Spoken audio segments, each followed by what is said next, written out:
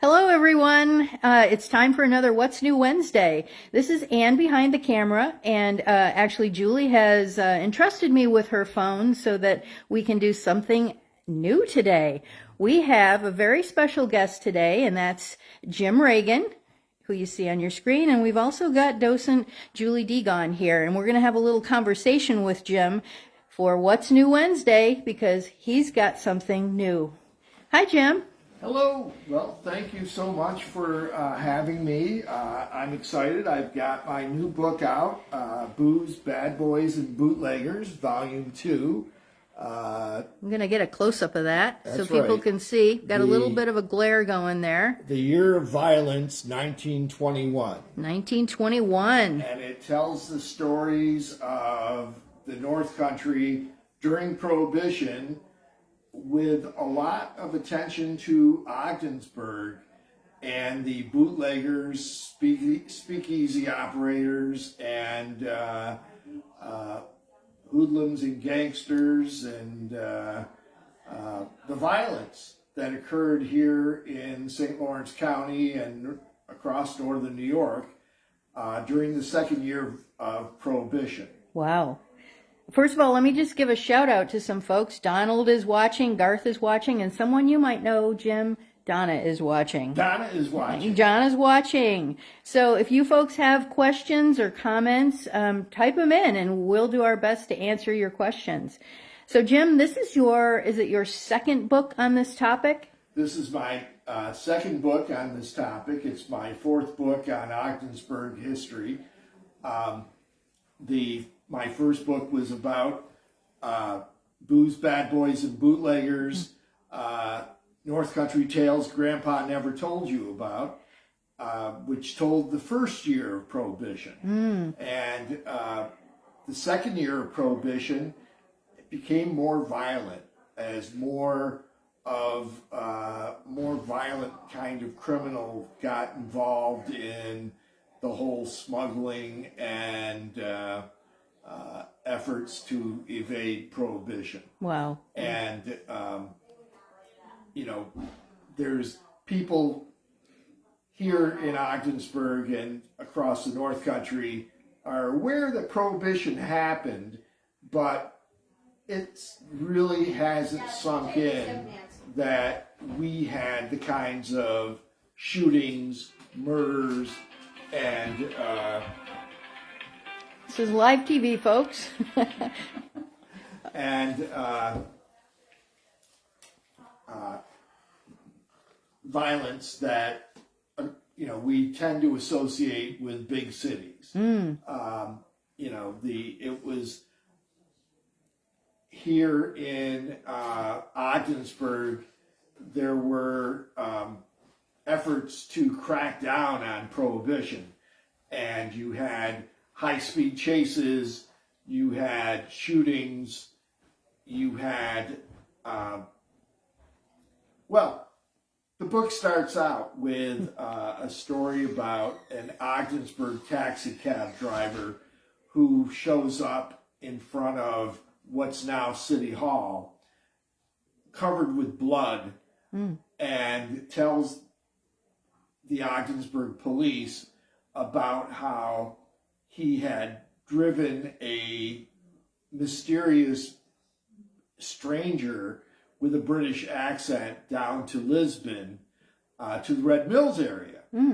And how while they were waiting for someone to come in a boat across the river, although he doesn't explain what that was all about, but we can sort of suspect that the boat was supposed to be carrying more than just the passenger.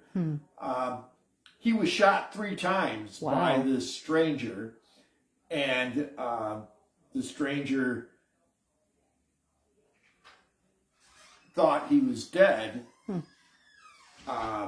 And when the stranger was trying to drag his body to hide it in the bushes, he was able to wrestle the gun away from this smuggler. Wow. and he was able to get away and escape and come back to Ogdensburg and report to the police, and then they rushed him to the hospital, and he lived. And they were able to capture the person who had plans to bring liquor across to Ogdensburg, and claimed he shot the cabbie to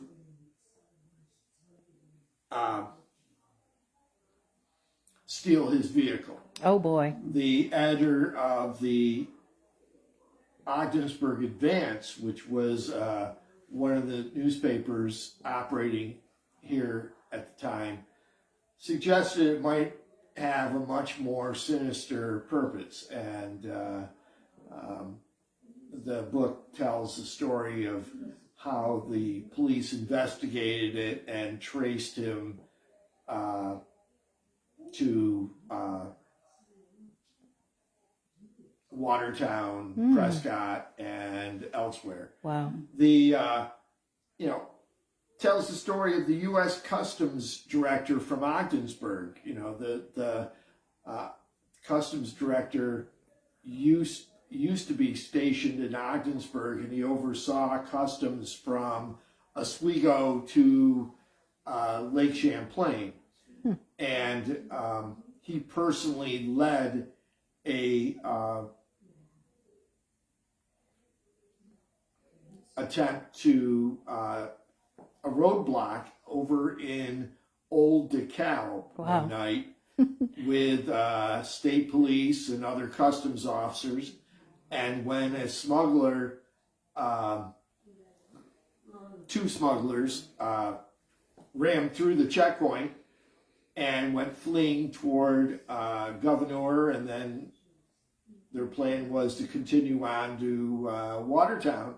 There were a couple of Watertown smugglers who were particularly well known, and the state trooper, one of the state troopers, jumped onto the running board of the Cadillac driven by the customs director, and they got into a high-speed chase. Wow. Heading toward Richville.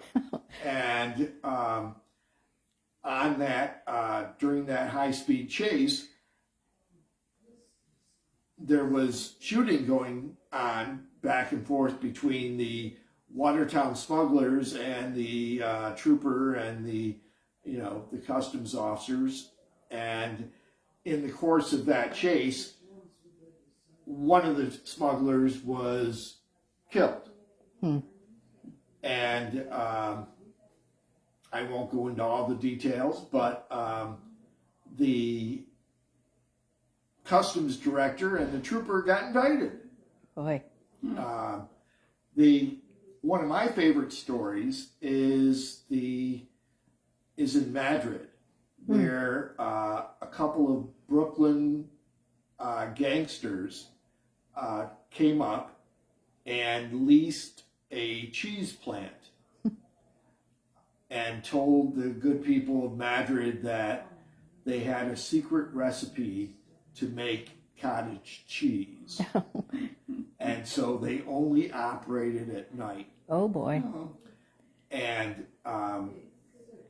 they had hooked up with a couple of Messina criminals and were smuggling liquor across from Canada through Waddington over to Madrid, and they would fill milk containers, big metal milk containers, with liquor bottles. That's that they'd smuggled secret across, recipe, eh? and then they would fill it with cottage cheese. Oh. And then ship it on the railroad back to Brooklyn. And these Brooklyn gangsters figured, what could go wrong? Here they were in Madrid,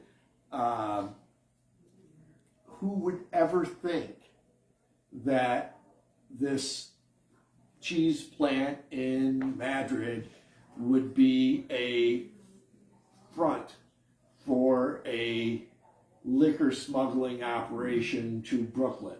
Oh boy. And they were,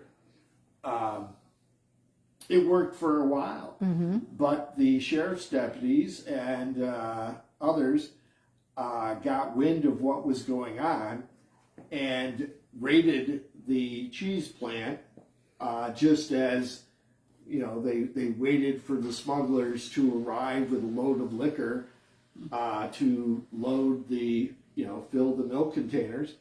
And they swept in and caught the Brooklyn smugglers and the Messina criminals who were in cahoots with them. And some of them escaped and fled. One of them managed to hide in a barn. Another one made it to the Madrid cemetery, where he sawed the handcuffs that they put on him on one of the gravestones, Oh boy. and was able to get free, but was eventually caught. You know, because they, you know, what are you going to do running around in the woods in the Madrid area at night in 1921? You know, it's tough to find your way or escape. But those two Brooklyn gangsters, after eventually being arrested and charged and going to court, went back to Brooklyn and were recruited to move to Detroit, where they joined the Purple Gang, Oh.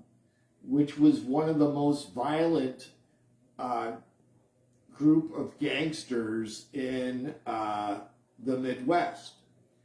And these, the Purple Gang was notorious because of the level of violence that they brought to taking over the underworld in Detroit.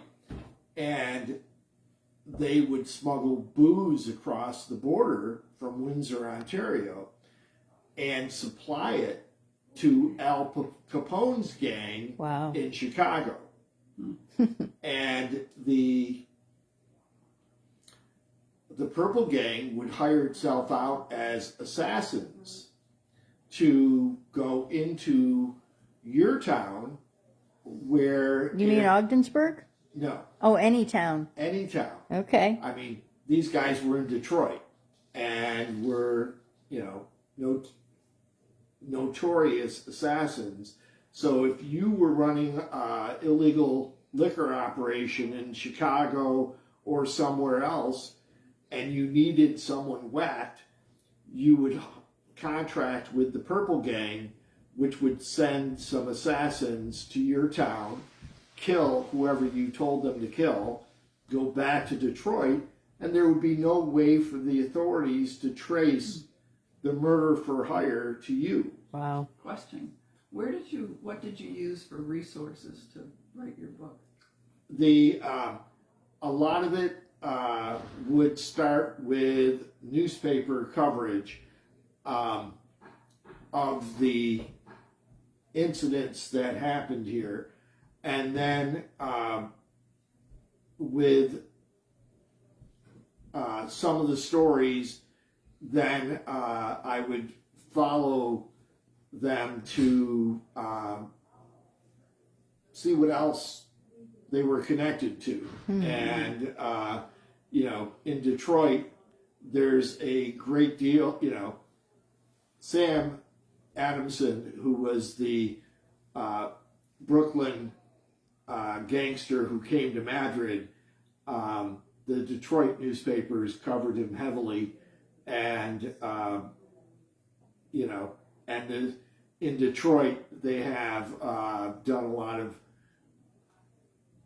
research and told the stories of these gangsters, and poor Sam died in a hail of bullets in at a restaurant in Detroit. Wow. And we tend to underestimate here in Ogdensburg. We tend to think that history is something that happened somewhere else, when actually history happened here.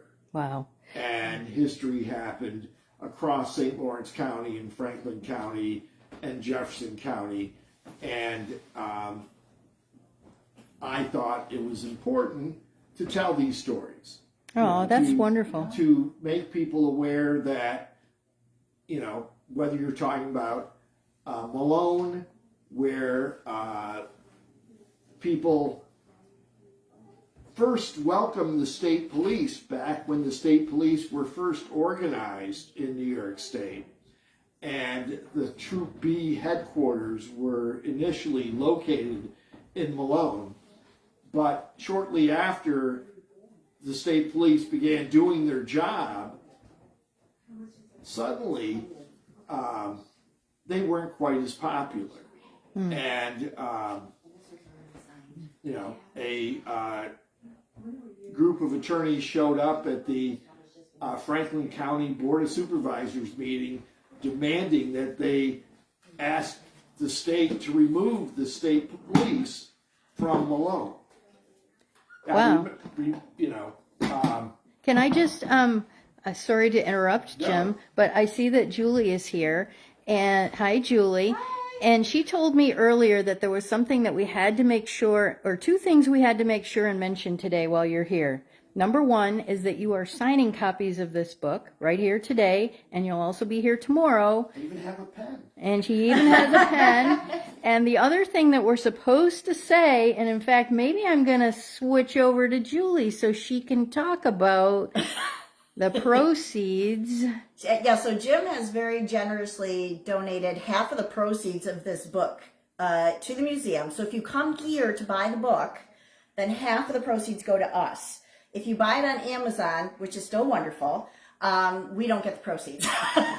So I'm going to put a plug in. Buy the book Amazon here. gets it. Yes, Amazon gets it. So if you stop down here and you really want to support the museum, that's a really great way to do that. Aw. Yeah. And Christmas is coming. And Christmas is coming.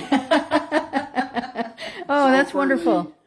For that family member who has everything and that you're struggling to buy for, giving them a piece of local history is one way of making sure that they enjoy the joys of Christmas. Oh, that's wonderful. And, Yep. For many people, they would rather have stories of old Ogdensburg than another pair of socks or underwear. Agreed. Agreed. Yeah. And Julie read my book. Julie. Yes, in a day. I read it in a day. Yeah, so you'll really enjoy it. I actually laughed at quite a few parts of it. So there's a little bit of everything there, a little violence, a little humor, Wow. which I really enjoyed. And of course, some of our family members might be in the book. That might be, which is really fun, so. So what? Murder, mayhem, car chases, mysterious strangers, it. It's in there. assassins for hire. Yeah. The 20s really become roaring. It's roaring. It's roaring. They didn't call us Little Chicago for nothing. Wow, I didn't know that. Yeah. There are 22 stories. Yeah. 22 And, stories. Julie said that it moves pretty quickly. Yeah. Okay. And, so I was very pleased to hear that, and because I had a lot of fun writing Yeah. it. It's a quick read. And, Yeah, it's fun. it's, people enjoy reading about places they know. Yeah. And too often, people grow up thinking that history is something that happened somewhere else. And the idea that there were shootings and murders and high-speed chases right here in their own backyard comes as quite a shock. Oh boy. Yeah. Well, that sounds like a great Christmas gift. So while Julie's here, she's actually got something else going on in another room. We're going to thank Jim for being here today and remind you folks he's going to be here again tomorrow. Yep. Julie, is there anything else Saturday at 6 o'clock. Oh, it's Saturday at Yes, 6 o'clock. Yes, don't forget ice cream social on Saturday at 6, followed by a movie, Drums Along the Mohawk. Jim's going to be here signing books. So we got a lot going on. Oh, that's wonderful. Please come and eat ice cream. I can only eat so much. Okay. And pick up that Christmas gift. Yes, free Sundays. Okay. Yes, All thanks right. to Stewart's. So come and see us. Yay. Okay, folks, that wraps up another What's Tell New where we are. Wednesday. Okay, we're located in the Blevins building on Ford Street in downtown Ogdensburg. Right down the hall from DMV. There you go. All right. Thank you. Bye, everybody. Bye-bye.